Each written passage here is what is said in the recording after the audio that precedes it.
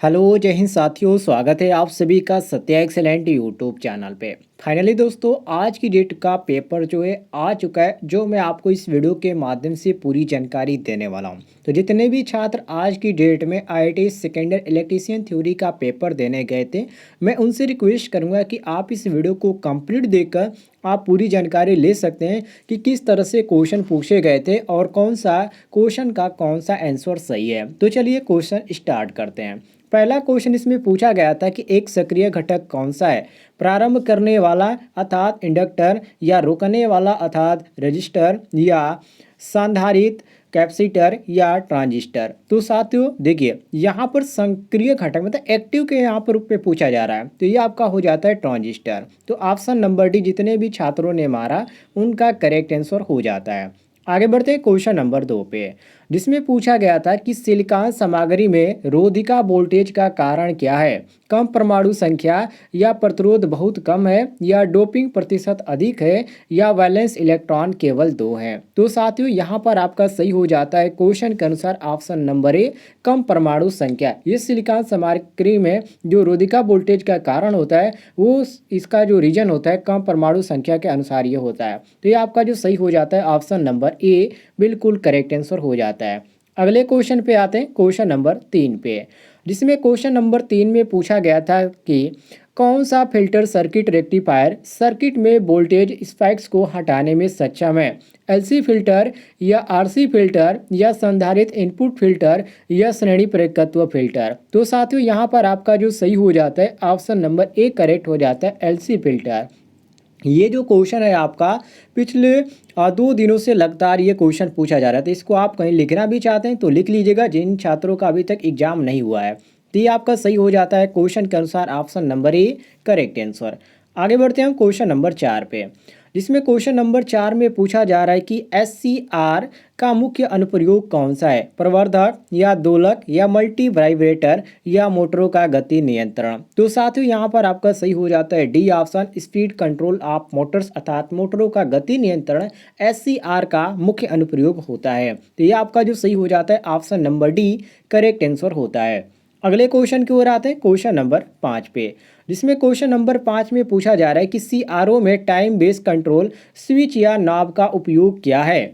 Speed SVEEP speed का चयन करें, या इनपुट वोल्टेज का रेंज का चयन करें, या इनपुट सिग्नल वोल्टेज का चयन करें, या बीम की तीव्रता का चयन करें। तो साथ ही ये क्वेश्चन थोड़ा सा टफ पूछा गया था, और इसका जो सही हो जाता है, जिन छात्रों को कन्फ्यूजन होगा ए या बी या सी मारे होंगे, तो देखिए जिन छात्रों ने ए ऑप्शन मारा होगा उनका तो सही है, बाकी जो बी सी डी और मारे होंगे उनका गलती हो जाता है, ध्यान रखिएगा। तो ये आपका सही हो जाता है option number A correct answer. अगले क्वेश्चन की ओर आते हैं, क्वेश्चन नंबर 6 पे, जिसमें पूछा जा रहा है कि कौन सा मल्टी वाइब्रेटर आउटपुट से दोहरावदार पल्स वेव पैदा करता है? स्टेबल मल्टी वाइब्रेटर, या वाइब्रेटर बाइस्टेबल मल्टी वाइब्रेटर, या वन शॉट मल्टी वाइब्रेटर, या मोनोस्टेबल मल्टी वाइब्रेटर। तो साथियों यहाँ पर आपका सही हो जाता है ऑप्शन नंबर, जिसको स्टेबल मल्टी वाइब्रेटर के नाम से जाना जाता है। तो हम क्वेश्चन के अनुसार ए ऑप्शन करेक्ट आंसर मारेंगे। अगले क्वेश्चन की ओर आते हैं, क्वेश्चन नंबर 7 पे, जिसमें यहाँ पर पूछा गया था कि क्लास ए एम्पलीफायर का मुख्य लाभ क्या है? न्यूनतम विकृति, या अधिकतम धारा लाभ, या अधिकतम वोल्टेज, या शोर अनुपात हानि के लिए न्यूनतम सिग्नल। तो साथियों यहाँ पर सही हो जाता है ऑप्शन नंबर ए न्यूनतम विकृति, जो कि ऑप्शन में आपको ए ऑप्शन क्वेश्चन के अनुसार सही हो जाता है, सभी लोग मिला लीजिएगा। आगे बढ़ते हम क्वेश्चन नंबर 8 पे, जिसमें पूछा जा रहा है कि रिक्तीकरण क्षेत्र कैसे व्यवहार करता है? प्रतिरोध के रूप में, या कुचालक के रूप में, या सुचालक के रूप में, या अर्धचालक के रूप में। तो जो रिक्तीकरण होता है साथियों, ये जो व्यवहार करता है कुचालक के रूप में व्यवहार करता है, जो कि ऑप्शन में आपको बी ऑप्शन देखने को मिलता है, बिल्कुल करेक्ट आंसर। आगे बढ़ते हैं क्वेश्चन नंबर 9 पे, जिसमें क्वेश्चन नंबर 9 में पूछा जा रहा है कि कौन सी डिवाइस अनुक्रमिक श्रमिक प्रणालियों में संचालन को नियंत्रित करती है? टाइमर, या रिले, या संयोजक, या नियंत्रण ट्रांसफार्मर। तो साथियों यहाँ पर आपका सही हो जाता है ऑप्शन नंबर ए, जिसको टाइमर के नाम से जानते हैं। तो जितने भी छात्रों ने ऑप्शन नंबर ए मारा क्वेश्चन नंबर 9 का, उनका करेक्ट आंसर हो जाता है। आगे बढ़ते हैं क्वेश्चन नंबर 10 पे, जिसमें 10 में पूछा गया था कि कौन सा डिवाइस पैनल बोर्ड में पट्टियों और गुथे हुए केबलों से चमक आने से रोकता है? आस्तीन या तार फेरोल या लक्स और थिम्बल्स या केबल बंधक पट्टियाँ और बटन। तो साथियों यहाँ पर सही हो जाता है ऑप्शन नंबर सी, लक्स और थिम्बल्स। तो ये आपका क्वेश्चन के अनुसार सी ऑप्शन करेक्ट आंसर हो जाता है। सभी लोग मिला लीजिएगा। अगले क्वेश्चन की ओर आते हैं, क्वेश्चन नंबर 11 पे, जिसमें पूछा जा रहा है कि ऑपरेशन के मोड के अनुसार किस ड्राइव का वर्गीकृत किया जाता है? समूह ड्राइव का या मैनुअल ड्राइव का या व्यक्तिगत ड्राइव का या निरंतर ड्यूटी ड्राइव का। तो साथियों यहाँ पर सही हो जाता है ऑप्शन नंबर डी, जिसको निरंतर ड्यूटी ड्राइव के नाम से जाना जाता है। तो हम क्वेश्चन के अनुसार option number D correct answer मारेंगे। सभी साथी मिला लीजिएगा जो आज की डेट में एग्जाम देने गए थे। अगले क्वेश्चन की ओर आते हैं, क्वेश्चन नंबर 12 पे, जिसमें पूछा जा रहा है कि इलेक्ट्रिक ड्राइव सिस्टम में किस पावर मॉड्यूलेटर का उपयोग किया जाता है? साइक्लो कन्वर्टर्स का या आवृत्ति गुणक का या चरण अनुक्रम सूचक का या सर्वे नियंत्रण वोल्टेज स्टेबलाइजर का। तो साथियों यहाँ पर सही हो जाता है ऑप्शन नंबर डी, जिसको सर्वे नियंत्रण वोल्टेज स्टेबलाइजर के नाम से जाना जाता है। तो हम क्वेश्चन के अनुसार option number D correct answer मारेंगे। सभी लोग मिला लीजिएगा। अगले क्वेश्चन की ओर आते हैं, क्वेश्चन नंबर 13 पे, जिसमें क्वेश्चन नंबर 13 में पूछा जा रहा है कि डीसी मोटर में बलाघूर्ण के समानुपाती कौन सा है? Back EMF. ईएमएफ का पूरा नाम क्या होता है? मैं आपको यहाँ पर जानकारी दे देता हूँ। ईएमएफ का पूरा नाम होता है इलेक्ट्रोमोटिव फोर्स। जिन छात्रों को जानकारी नहीं होगा जान लीजिएगा। अगला यहाँ पर ऑप्शन दिया गया था फील्ड धारा, और यहाँ पर आपको दिया गया था सिरों का वोल्टेज, और यहाँ आपको दिया गया था आर्मेचर करंट। तो जितने भी साथियों ने 13 का ऑप्शन नंबर डी मारा आर्मेचर करंट, उनका सही हो जाता है डी ऑप्शन करेक्ट आंसर।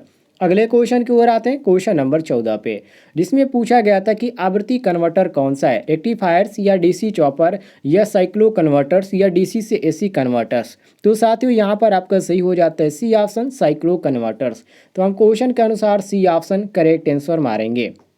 आगे बढ़ते हैं हम क्वेश्चन नंबर 15 पे, जिसमें पूछा जा रहा है कि सौर सेल में किन सामग्री का उपयोग किया जाता है? सिलिकॉन का या तांबा का या एंटीमनी का या फास्फोरस का। तो सौर सेल में साथियों जिसका प्रयोग किया जाता है उसको हम क्या बोलते हैं? एंटीमनी बोलते हैं। क्या बोला जाता है? उसको बोला जाता है, सॉरी दोस्तों, सिलिकॉन बोला जाता है। सौर सेल में किस सामग्री का उपयोग किया जाता है? तो सिलिकॉन का किया जाता है। अब यहाँ पर देखिए ए ऑप्शन आपको देखने को मिलता है बिल्कुल करेक्ट आंसर। अगले क्वेश्चन पे आते हैं, क्वेश्चन नंबर 16 पे, जिसमें क्वेश्चन नंबर 16 में पूछा जा रहा है कि ऊंचे हेड वाले हाइड्रो इलेक्ट्रिक पावर प्लांट में किस टरबाइन का उपयोग किया जाता है? कप्लान टरबाइन का या आवेग टरबाइन का या फ्रांसिस टरबाइन का या प्रतिक्रिया टरबाइन का। तो साथियों यहाँ पर आपका बी ऑप्शन सही हो जाता है, जिसको आवेग टरबाइन के नाम से जाना जाता है। तो हम बी ऑप्शन क्वेश्चन के अनुसार करेक्ट आंसर मारेंगे। अगले क्वेश्चन पे आते हैं, क्वेश्चन नंबर 17 पे, जिसमें पूछा गया है कि बायोगैस का मुख्य घटक कौन सा है? ऑक्सीजन या मीथेन या हाइड्रोजन या कार्बन डाइऑक्साइड। तो बायोगैस का पूछा गया, तो बायोगैस का यहाँ पर मीथेन जो दिया गया ये आपका बी ऑप्शन सही हो जाता है।